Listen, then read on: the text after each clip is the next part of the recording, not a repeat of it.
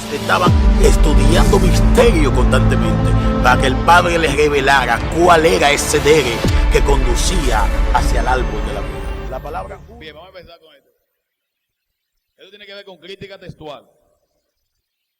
Entonces, como les decía, la mayoría de materiales de esta exposición, de la crítica textual, son un extracto del libro Introducción General a la Biblia, del padre y sacerdote Miguel Ángel Tabet, uno de los mejores críticos bíblicos que hemos visto.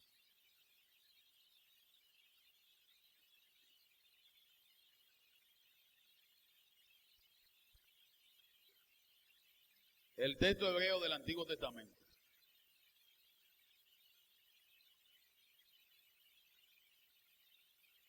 Lo primero que hay que conocer del Antiguo Testamento es tener algunas nociones preliminares. Los libros del Antiguo Testamento, en su mayoría, fueron escritos en la lengua hebrea, del grupo semítico noroccidental. Todos los protocanónicos y algunos deuterocanónicos, como será el Primera de Macabeo y algo del libro de Estel, fueron escritos en hebreo. Algunos libros de los deuterocanónicos, segundo canon, fueron escritos en griego, como el caso de Sabiduría y Segunda de Macabeo. Otros se conservan en griego, aunque el original fue en hebreo. Como ejemplo, Tobías, Judí y algo del libro de Daniel. La escritura bíblica pasó por tres momentos principales. Los textos bíblicos más antiguos fueron escritos en caracteres fenicios, aunque en hebreo, que era la lengua de los israelitas. Esto es lo que se conoce como el hebreo antiguo. ¿Hebreo qué? Nosotros entonces tenemos tres tipos de hebreo. Hebreo antiguo, hebreo bíblico y hebreo moderno. El asunto del hebreo bíblico es que hasta ahora, dentro del texto hebreo hay mucha confusión, porque el texto hebreo bíblico que nosotros tenemos hoy, el hebreo cuadrado, el hebreo de imprenta, surgió una modificación a partir del año 500 después de Cristo, con la inserción de las vocales, o la Nicudós hebrea, por los masoretas. Los masoretas se encargaron de vocalizar el hebreo, y con esa vocalización que ellos hicieron, surge lo que es la corrupción textual hebrea.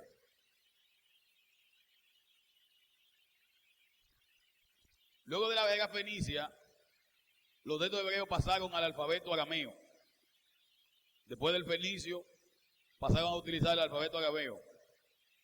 Y por fin tuvieron la forma definitiva gracias al trabajo de los masoretas, que introdujeron las vocales, signos diacríticos y observaciones textuales. Esto fue ya desde el siglo VI después de Cristo. El material empleado era diverso.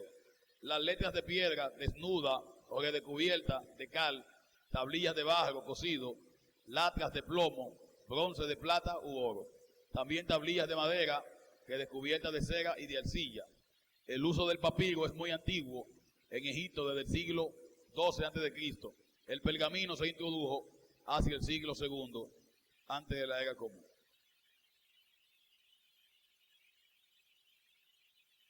El instrumento para escribir era el estilete de hierro, o más sencillo, el estilo de papiro o de caña. Como formato tanto para el papiro como para el pergamino se utilizó el rollo. El de papiro, que era menos resistente, se escribía solo por la cara interna. En el rollo de pergamino se utilizaban las dos caras. Desde el siglo II después de Cristo comenzó a usarse el pergamino en forma de códice. Por eso usted ve que ahora todo lo que aparece se le llama códice. El códice alejandrino, el códice sináptico, el códice vaticano. Por eso usted ve también que ahora surge el código real, que está tratando de darle ese códice a esa traducción bíblica, que hasta ahora se desconoce el origen de los manuscritos, de dónde salieron. O sea, nosotros contamos con manuscritos arameos del siglo II después de Cristo. Pero si no obtenemos manuscritos hebreos del Antiguo Testamento anteriores al siglo III antes de Cristo, es muy difícil y muy cuesta arriba nosotros encontrar un supuesto manuscrito original en hebreo del Nuevo Testamento. La idea de que el Nuevo Testamento entero fue escrito en hebreo solamente puede caber en la ilusión de un movimiento mesiánico, pero no soporta un análisis crítico e histórico. ¿Por qué? Porque el hebreo como tal no se hablaba en los periodos del Nuevo Testamento. El hebreo como tal solamente lo leían los letrados de la aristocracia judía y lo leían en la sinagoga, porque el que se utilizaba, el que se hablaba en un dialecto del arameo, básicamente. La formación del texto hebreo. Los escritos de los autores inspirados desaparecieron pronto, pues el material usado, especialmente el papiro, se deterioraba fácilmente. O sea, nosotros no tenemos ningún manuscrito hebreo ni griego de los originales. O sea, cuando Pablo escribe su carta, eso no existe ya. Cuando Pedro escribe su carta, no existe tampoco. Ni cuando Juan. Todo lo que tenemos es copia de copia, aún dentro de los textos originales. Las copias más antiguas conservadas son el pequeño papiro de Nas y todos los encontrados en Qurán. Esto se debió a las condiciones climáticas especiales. La copia que tenemos es gracias a los antiguos escribas que lo transcribían sucesivamente. Así podemos llegar a reconstruir los originales del mejor modo posible. Consideremos 4 periodos. Periodo de fluctuación. ¿Cuál es el periodo de fluctuación? Desde los orígenes al fin del siglo I. En esta etapa primera se dan la mayor parte de alteraciones. Se deduce del estudio comparado tanto interno al mismo texto como externo con otras fuentes. El estudio interno se hace comparando el texto masorético, la versión de los 70, el Pentateuco samaritano, los manuscritos de Qurán y otros. Repito, el estudio interno se hace comparando el texto masorético, la versión de los 70, el Pentateuco samaritano, los manuscritos de Qurán y otros. Es interesante notar que cuando se cita en el Nuevo Testamento o al Antiguo Testamento, casi siempre se apela a la versión de la Septuaginta. Como que los escritores del Nuevo Testamento, cada vez que citaban la Biblia del Antiguo Testamento, las versiones que aparecen son de la Septuaginta. Sin embargo, los judíos nunca utilizaron la Septuaginta como tal. Los judíos como tal no querían saber de la Septuaginta. Eran los judíos alejandrinos, los judíos helenizados, los que apelaban a la Septuaginta. Esa es una de las cuestiones que tanto se critica hoy. 2 opiniones. Para Cadley dice que hay textos vulgares y excelentes. Por eso no todos los manuscritos vienen de un texto único. F.M. Cross dice que solo habría 3 grupos principales: de Palestina, el de Egipto y el de Babilonia, hablando de la composición de ese texto. Hay variantes o hay varias causas de las variantes textuales. ¿Qué pudo haber producido que hubieran variantes textuales? Se ha dicho que la Reina Valera contiene nada más y nada menos que 32.000 variantes textuales. Entonces, ¿qué puede producir una variante textual en un texto? Número 1, la libertad de los copistas. Pues para facilitar la comprensión cambiaban palabras antiguas por palabras como reciente. Usan parafrasis para explicar el texto oscuro o resaltan una idea por el uso litúrgico. Eso fue lo que pasó, por ejemplo, con el texto de 1 de Juan 5:7, que es un texto espurio, que para ello explicar, cuando habla de que 3 son los que dan testimonio, el espíritu, el agua y la sangre, el copista inserta 3 son los que dan testimonio en el cielo: el Padre, el Verbo y el Espíritu Santo.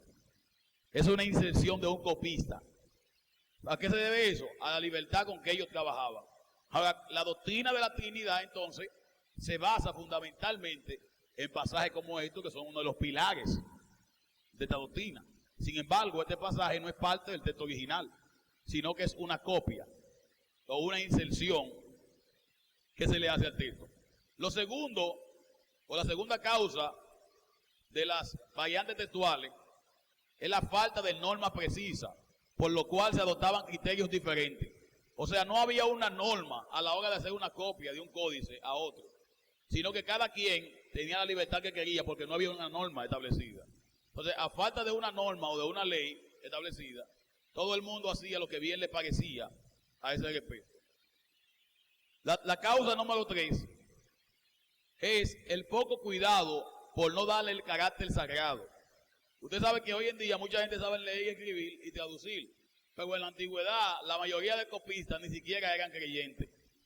Eran gente que se le pagaba para que hicieran ese trabajo.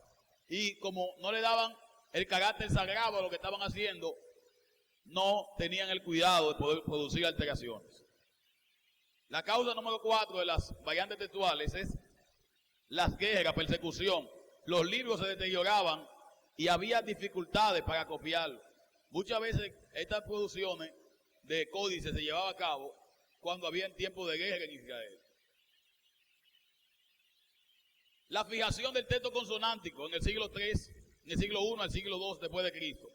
Se trata de elegir un texto consonántico único, normativo, por los doctores de la ley. Este hecho de los siglos I y II después de Cristo se comprueba al comparar los textos anteriores con los que surgen después de mucho más concorde. Se comprueba por los manuscritos hebreos y por las traducciones en griego y en latín de Orígenes y de San Jerónimo. Un motivo para ello fue la destrucción de Jerusalén en el año 70 después de Cristo. Necesitaban una base sólida para apoyar su identidad político-religiosa. Era necesario tener un texto único normativo para regular la vida religiosa y social de Israel en la diáspora. Después que Israel, entonces Jerusalén fue destruida en el año 70 después de Cristo, los judíos se reúnen en el siglo II, que es lo que se conoce como el Concilio de Yane. Y es ahí donde se normaliza y los judíos sacan lo que es un texto estándar, el texto único. ¿Texto cómo? Único. ¿Qué sucede con este texto único? Que hubieron muchas cosas que los judíos hicieron que para justificarla se le atribuyó a Dios. Oiga eso. Muchas cosas que los judíos hicieron para justificarla se le atribuyó ¿a quién? A Dios. Y aparecieron por primera vez ahí. Por ejemplo, tendríamos nosotros las grandes masacres que los judíos hicieron con los amalecitas.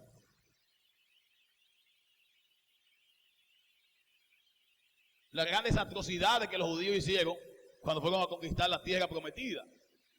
Entonces todo eso fue canonizado dentro de ese canon judío que surge a partir del siglo II, posteriormente al Concilio de Yane.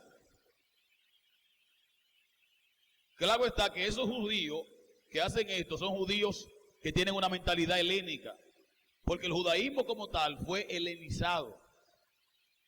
Desde los tiempos de los macabeos, cuando los macabeos surgen, que vienen de que supuestamente a purificar el judaísmo actual, los macabeos lo que vienen es a limpiar con todos los judíos que tenían mente helénica. Sin embargo, cuando se levanta otra generación en el reino de Israel, a gobernar a Israel, de descendencia de los macabeos, descendencia de Judá macabeo, ellos vienen a helenizar también. Todos los judíos tenían entonces, los judíos de la aristocracia, los judíos del dinero, tenían dos nombres, el nombre hebreo y el nombre griego. Entonces, si hay una religión que ha sido influenciada por el pensamiento griego, es la religión judía. Si hay una religión que ha sido paganizada por el pensamiento griego, es la religión judía.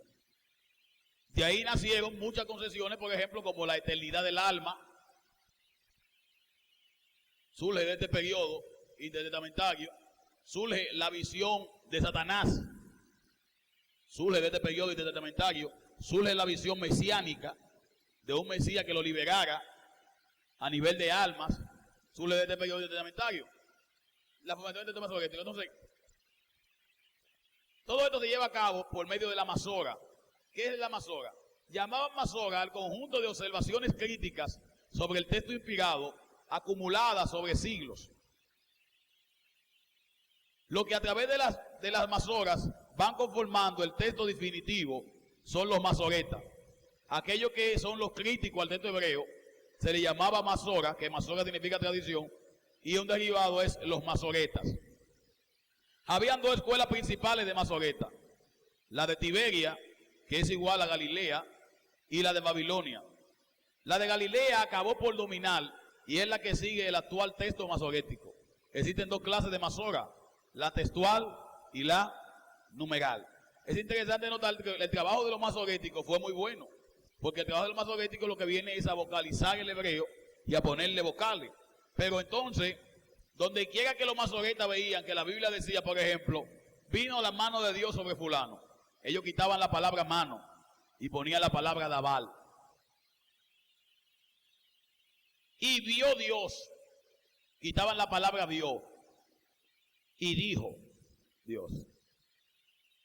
Le quitaron todos los antropomorfismos que aparecían para quitarle el carácter humano al Dios que ellos estaban sirviendo, porque por el auge del cristianismo.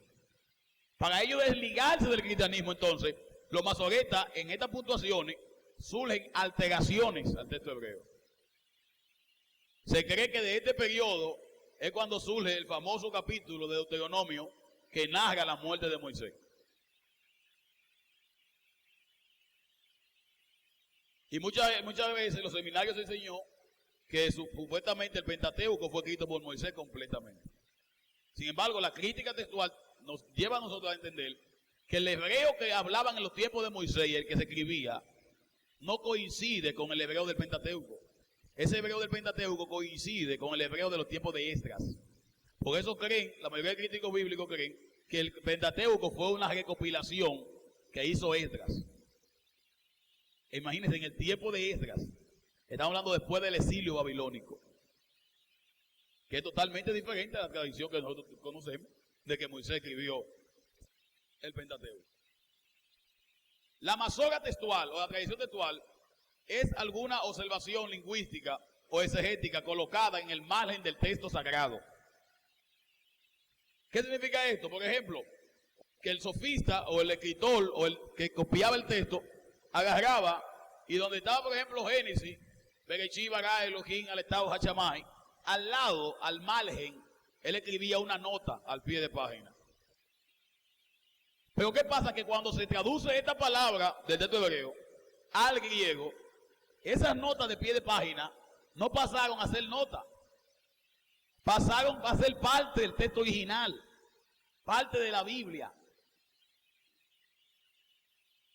¿Y quiénes son estos masoras? Los masoras son los tradicionalistas, un grupo de judíos helenizados. Entonces, imagínense usted cuántas doctrinas no estarán sustentadas en concesiones de soferín o masora, que es lo que se pone al margen. En el caso del Nuevo Testamento nosotros encontramos, por ejemplo, la historia de la mujer adúltera, que es una escritura que se puso al margen ahí. Una historia que corría de boca en boca y se escribió al margen. Y posteriormente entonces pasa, cuando se traduce la Biblia, a ser parte de la Biblia. El mismo caso de Juan 5:7, primera de Juan. El mismo caso del Evangelio de Marcos, capítulo 16, del versículo 9 al versículo 20, eso no aparece en el texto original, sino que es parte de la masora. Parte del análisis de un escritor o un soferín. Entonces, la masora numeral indica números de versículos, palabras o letras que se encuentran en mitad exacta del libro. Los masoretas también ponían un sistema de pronunciación y de comprensión del texto que a veces sigue desconocido. Estas eran vocales, acentos musicales, pausa, tonos y otros signos. Establecieron división entre versículos y secciones. Este gran trabajo que ellos hicieron hizo que el texto fuera inmutable, que es lo que nosotros conocemos como el texto masorético. El texto masorético a partir del siglo X después de Cristo. Desde el siglo X hasta la invención de la imprenta, el texto masorético fue transcrito con fidelidad, aunque con variantes, si era para la liturgia o para el uso privado, muy numerosos. El códice Petropolitano de San Petersburgo es el más antiguo, del año 916. Oiga esto, El códice más antiguo que encontramos, ¿a qué año corresponde? Pero después de Cristo. Oiga esto. O sea que hoy en el 2010 nosotros hablar de un texto original hebreo es hablar de una utopía. Porque hay que embojotarse con el texto hebreo a saber que nosotros ahora cuántas cosas del texto hebreo no son notas al margen y cuántas cosas no fueron alteradas por los masoretas cuando vocalizaron el hebreo, que estaba muy ligado.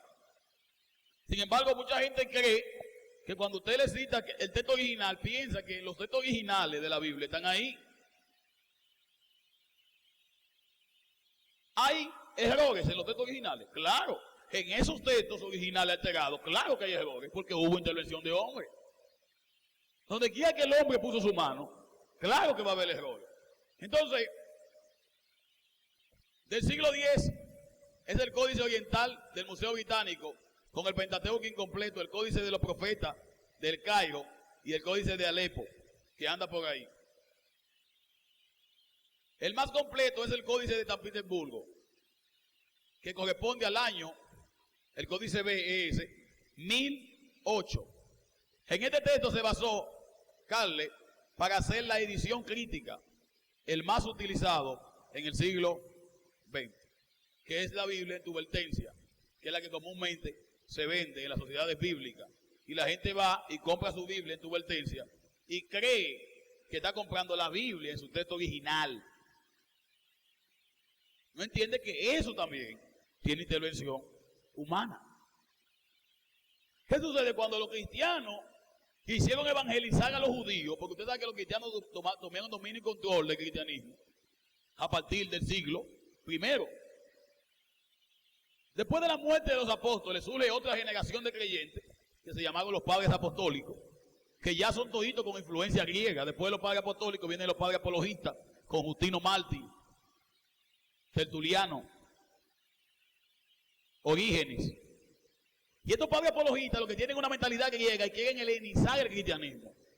Entonces, posteriormente ya, después de la muerte de ellos, surgen los que son los padres dogmáticos con San Agustín a la cabeza, y se buscó posteriormente evangelizar a los judíos.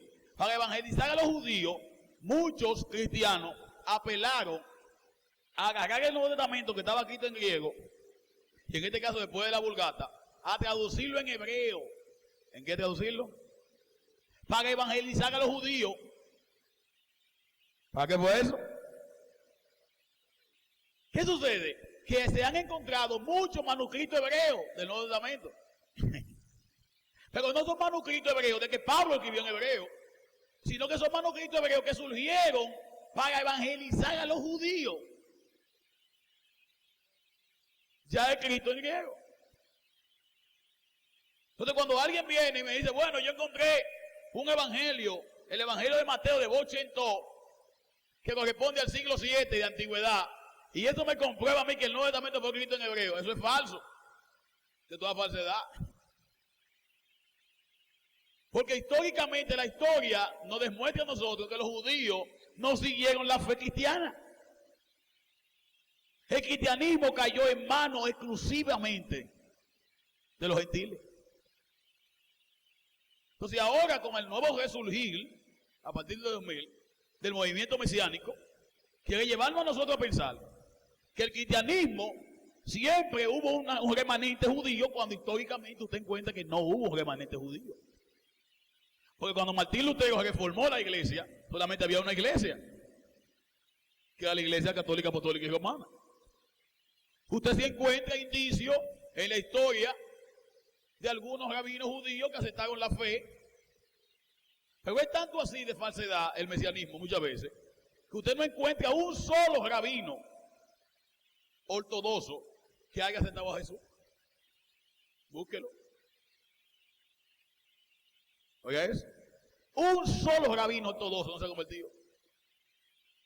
Un solo. Que eso deja mucho que decir. ¿Cuántos miles de rabinos no hay? Mesiánicos. Pero ninguno son rabinos, nada. Porque para ser rabino hay que estudiar en la sinagoga y en los cursos rabínicos ortodoxos. Y esa gente no quiere saber nada de cristianismo. Entonces, ni un solo rabino ortodoxo se ha convertido en los últimos 20 años. Ni un solo. Cágale atrás. Investíguelo. Porque todos esos rabinos que hay, mesiánicos, no son más que cristianos que se convirtieron en el judaísmo, hicieron profesión de fe, se circuncidaron y ahora descubrieron a América y quieren que todo el mundo se circuncide igual que ellos. Entonces, vamos a seguir la gracia. ¿Qué sucede con eso? Que ahí nosotros vemos la irrelevancia de eso.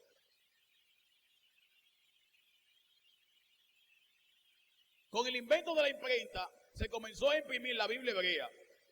Célebre fue la Biblia rabínica de Venecia del año 1925, que se convirtió en la edición típica. En ella se basaron otras ediciones basadas de la de Kittel Carle. La primera Biblia católica impresa con el texto hebreo fue la Políglota. ¿Cuál fue esa? Complutense. Cuando iba a salir la Biblia Políglota, que iba a salir en 8 idiomas diferentes, un comerciante contrata a Desiderio Erasmo. ¿A quién contrató? ¿Para qué contrató a Erasmo? Oiga esto. Para que Erasmo rápidamente armara un Nuevo Testamento en griego, que se iba a convertir en el Nuevo Testamento estándar, o en el textus receptus, que significa texto recibido. La idea era que todo el que viniera de aquí para adelante creyera que lo que Erasmo hizo fue el texto original, lo que los apóstoles entregaron. ¿Oiga eso? El texto receptus. Y Erasmo tuvo que valerse de agarrar muchas veces la Vulgata latina, que ya estaba plasmada de Herodes, y coger de la Vulgata para hacer su traducción. Traducirla del latín, ¿a qué? Al griego. Y le faltaba un fragmento de Apocalipsis, que finalmente tuvieron ellos que reinventárselo, porque no contaban con ellos. Entonces, ese texto de Erasmo es lo que nosotros conocemos como el texto original del Nuevo Testamento griego. Ahora como lo pusieron, texto recepto, que es el texto recibido. Entonces, cuando usted va a las versiones de la Biblia moderna, usted va, por ejemplo, a la Reina Valera, tú vienes adelante y te dice, esta viene de los textos originales hebreos y griegos. Viene el texto original, pero ¿cuál texto original? Si en el Nuevo Testamento hay 5.000 códices que difieren uno de otro. Sin decirle todo lo que estamos viendo del Antiguo Testamento. Entonces la gente inmediatamente cree que esto viene del texto griego. Claro, esto viene de un texto original, no, esto viene de un texto griego. Es lo correcto decir. Estas versiones no vienen de un texto original, porque si hablamos de un texto original, estamos de un texto de origen. El texto se originó la versión. Entonces, esta Biblia fue promovida por el cardenal Cisneros. Desde el siglo XVIII se pretende hacer una edición crítica. Una preparación fue por la variante del texto hebreo de Kenitko y de Rossi. En las ediciones del texto hebreo, la más acreditada es la dirigida por Eliel Rudolph, de la Biblia hebraica en Tubertencia, que es la que contamos hoy, que la Biblia vende. Se reproduce la de Kittel, que es el códice petropolitano, que vimos que era uno de los más antiguos que contamos, con críticas renovadas. Otras ediciones modernas son Hebreos de University Biblic, que toma el códice de Alepo y la llamada Quinta, dirigida por Schenkel. Esta usa el códice petropolitano. Como ediciones manuales, está la United Biblical Association, no tiene un aparato crítico, esta última no tiene un aparato crítico. Para el texto masorético hay concordancia. La mayor es la de Madelken. La mejor, perdón. Ahora bien, sería interesante entonces nosotros ver cómo incurrieron esos trabajadores o los traductores en esos errores. En un curso que yo cogí con M. Fernández, en la clase que estamos dando, de crítica hebrea del doctorado, él nos mandó este material que habla de lo siguiente. Usted va a ver esto que dice. Lo que dice Samuel y lo que dicen los salmos cómo coincide una cosa con la otra, porque lo que quiero mostrarle de esto es las dificultades de los copistas. ¿Cómo los copistas cometieron tantos errores?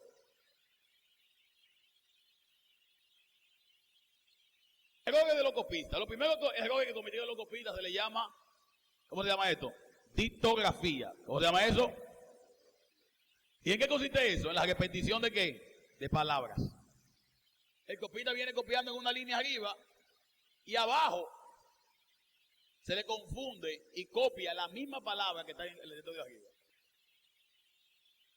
Porque eso usted ve en los salmos muchas veces, que usted ve que una oración se repite 4 y 5 veces el mismo salmo. Como que el Señor lo repitió, lo repitió. No, eso pasó con eso. Se le llama eso como dictografía. Lo segundo que vemos es división o unión errónea de palabras. En Amós 6:12, por ejemplo, se hará, se confunde con la palabra vacas. Se puede leer también, se hará con ganado el mal. Lo tercero que vemos es haplografía, que es el salto de una palabra a otra parecida o igual, omitiendo el texto intermedio. También podemos ver confusión de letras similares. Usted sabe que la palabra hebrea, por ejemplo, Daleth y Jerez y B y K son idénticas. Y los copistas constantemente la confundían. También tenemos confusión de palabras homófonas. Af, por ejemplo, con esta que es pero. También tenemos transposición de letras o palabras.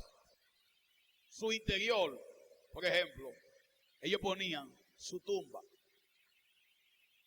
que variaba totalmente el significado. No es lo mismo decir su interior que decir su tumba.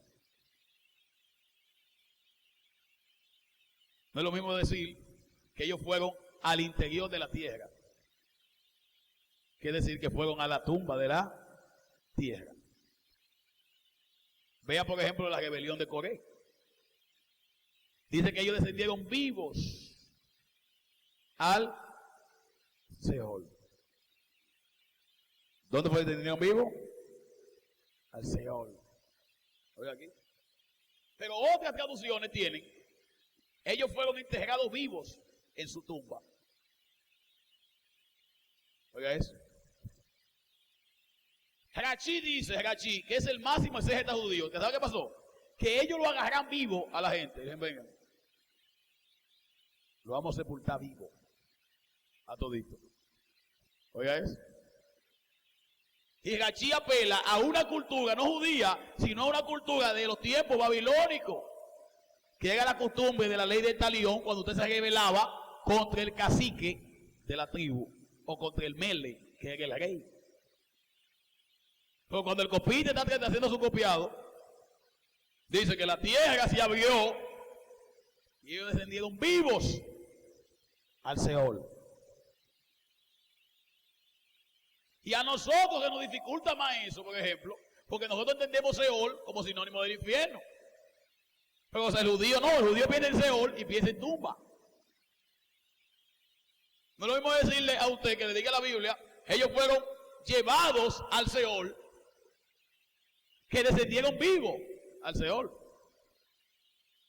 No es lo mismo. Porque si yo le digo a usted, por ejemplo, y Moisés dice, por ejemplo, y lo sacan de la presencia de Moisés y lo llevaron vivo a la tumba, ¿qué es lo que usted va a pensar? Que lo agarraron hombres que estaban ahí y lo entregan vivo. Por eso que yo digo que una mala traducción trae una mala interpretación. Y una mala interpretación trae una mala enseñanza, y una mala enseñanza trae una mala doctrina, y una mala doctrina trae una herejía, y una herejía no se paga del cuerpo. Porque inmediatamente usted que cuenta con este problema de traducción, usted va a interpretar mal, y usted tiene opción. Pero todo eso son errores ¿de quién? De los copistas. De ellos mismos. Transposición de letras o palabras, que es lo que vimos ahí. Cambio deliberado de los copistas. Oiga aquí. Aparte de eso, de esos errores que ellos cometían, habían errores que eran intencionales, que lo cometieron ellos. Cuando los judíos, oiga aquí, los judíos del tiempo post-macabeo querían que los judíos de la diáspora, todo el mundo, se sujetara a lo que ellos decían. Recuérdese que llegan los romanos que estaban gobernándolo. Y los romanos decían que la voz del emperador no era la voz de él, era la voz de los dioses. Oiga aquí. No es él que habla, son los dioses que hablan.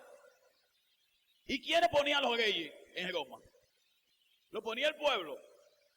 No, lo ponían los dioses. Entonces ahí surge, por ejemplo, la alteración de Eclesiastés cuando dice que los reyes, los pueblos tienen los reyes que se merecen. Que no es un pensamiento antiguo testamentario. Porque usted se da cuenta en el tiempo de los reyes cómo era que actuaba. Que el rey que se cruzaba, Dios lo quitaba y ponía otro. Sin embargo, aquí se surge la idea de que los pueblos tienen los reyes que se merecen porque es una concesión más romana. Entonces, cambio deliberado de los copistas. Número 1, ¿cómo dice ahí? Modernización. Sustituir palabras o expresiones por otras más modernas o más correctas. Estas palabras son más modernas. Y la agarraban y la ponían. Por eso los críticos bíblicos vienen ahora y usted le lleva un texto hebreo original y te dicen, ven acá, espérate. Isaías, por ejemplo. Nadie duda de la inspiración de Isaías.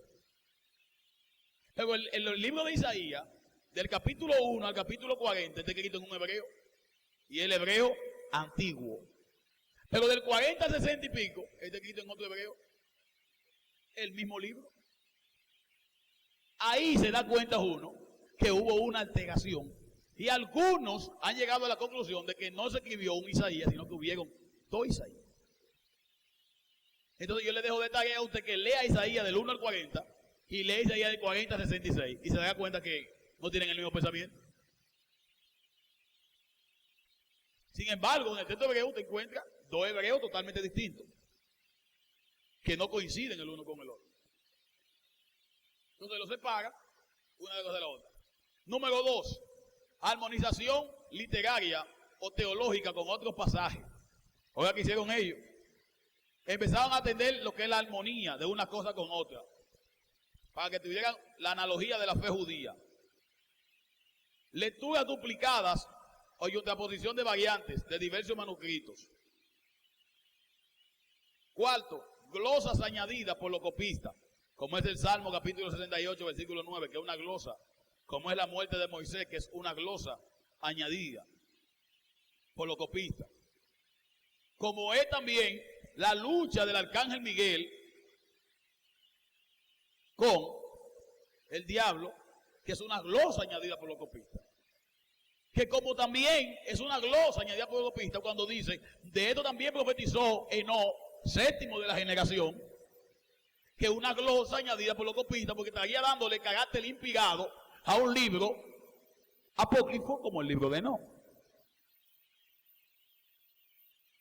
Entonces todas esas glosas añadidas por los copistas, ¿cuántas doctrinas no estarán sustentadas sobre todas esas glosas? Es la gran pregunta. Por eso entonces se hace necesario la crítica textual. También tenían correcciones por motivos morales o teológicos que ellos hacían. Entonces la crítica textual, para uno hacer crítica textual, es importante tener, número 1, la Biblia ¿qué? Masorética. Número 2, los manuscritos del Mar Muerto. Número 3, la Septuaginta y recesiones de la 70. Número 4, Targum arameo. Número 5, Pentateuco samaritano. Número 6, manuscritos rabínicos medievales. ¿Manuscritos rabínicos cuándo? Porque ahí usted ve el pensamiento de ellos y se da cuenta por qué hicieron los cambios. Tenerle el Masora, citas y comentarios rabínicos, versiones antiguas, Vetus Latina, la Vulgata, cita de los padres de la iglesia, griegos, sirios y latinos. Usted dirá, pero es imposible hacer crítica textual. Eso podían decirlo a ellos, los que formadores, porque nosotros no. Nosotros ahora, por ejemplo, con Eastwood, y con Libroni podemos tener todo eso que está ahí y 500 más. Por eso que le digo que esta generación tiene mucho más herramientas que la que tuvo la generación que lo precedió.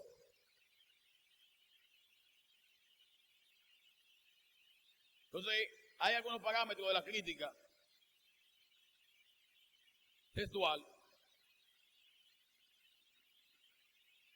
que deberían tomarse en cuenta en ese sentido. Por último, la autoridad crítica y dogmática del texto masorético. Este texto, en cuanto a la consonante, corresponde a una tradición antiquísima. Primero al segundo después de Cristo, por rabinos doctos y escrupulosos en su tarea. Por eso es preferible a otro texto. No puede faltar la confrontación con otros textos hebreos, y especialmente con la versión griega de los 70. El texto masorético goza de gran autoridad teológica en la revelación.